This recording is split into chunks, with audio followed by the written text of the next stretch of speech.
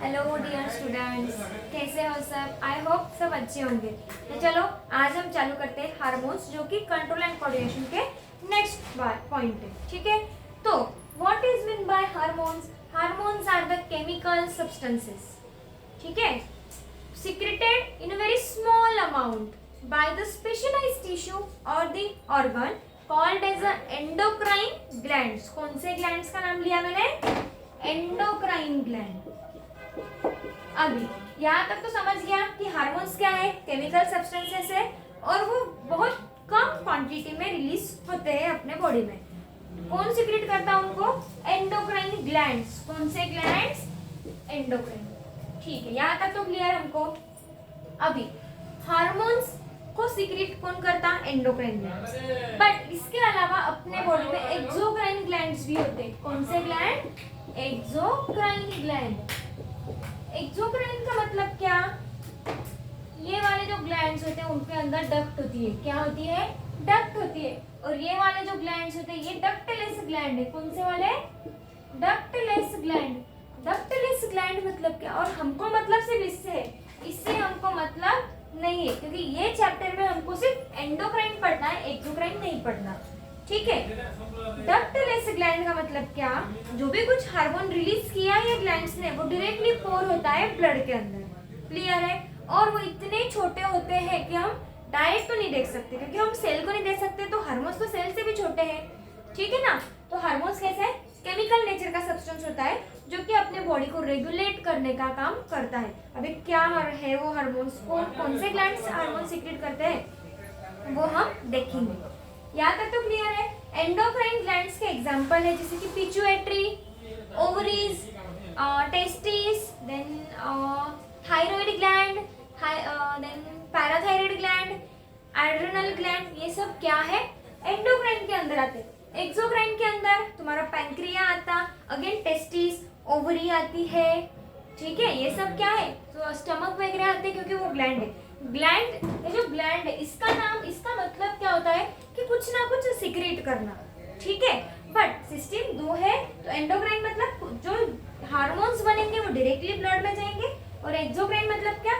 वो जो भी बना है सीक्रेशन उसको बहने के लिए डक्ट होंगे अपने पास। क्लियर है ये बात? डक्ट मतलब पाइपलाइन स्ट्रक्चर होना। एक एग्जांपल देती हूँ सलाइवरी ग्लैंड का। सलाइवरी ग्लैंड्स के 3 पेयर है, हमें पता है बहुत अच्छे से। ठीक है, जो ईयर के पीछे एक ग्लैंड है उसका मतलब ईयर के पीछे तो सलाइवा का कुछ फंक्शन नहीं है ही नहीं, क्योंकि सलाइवा का फंक्शन क्या है? स्टार्च को ब्रेक डाउन करके उसको ग्लूकोज में कन्वर्ट करो। ठीक है, या शुगर में कन्वर्ट करो, नहीं ग्लूकोज में। तो कान के नीचे मतलब जो ईयर लूप के नीचे यहाँ पे जो एक ग्लैंड प्रेजेंट है सलाइवरी ग्लैंड, उसका यहाँ पे यूज है क्या? तो नहीं। तो सलाइवरी ग्लैंड यहाँ से अपने मुंह तक काय में बहते जाएंगे। उसका सिक्रेशन जो सलाइवरी अमाइलेज नाम का एंजाइम है वो किसके थ्रू जाएगा वहां तक? तो डक्ट के थ्रू जाएगा। इसीलिए salivary gland is also a exocrine gland. ठीक है, तो आज हम देखने वाले हैं कि कैरेक्टरिस्टिक्स ऑफ हार्मोन्स क्या क्या है।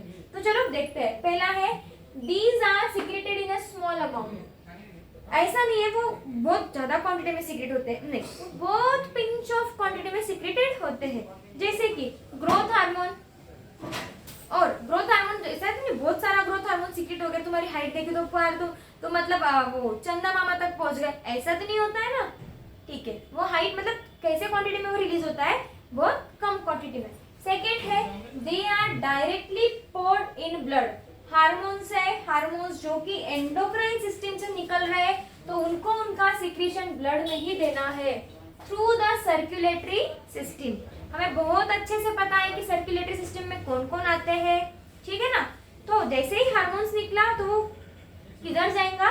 तो ब्लड में जाएगा। ओके, देन थर्ड कैरेक्टरिस्टिक्स है the hormones have their effect at the sites different from the sites where they met. जैसे कि पिट्यूटरी हार्मोन है। पिट्यूटरी हार्मोन कहाँ प्रेजेंट होता है? अपने ब्रेन में।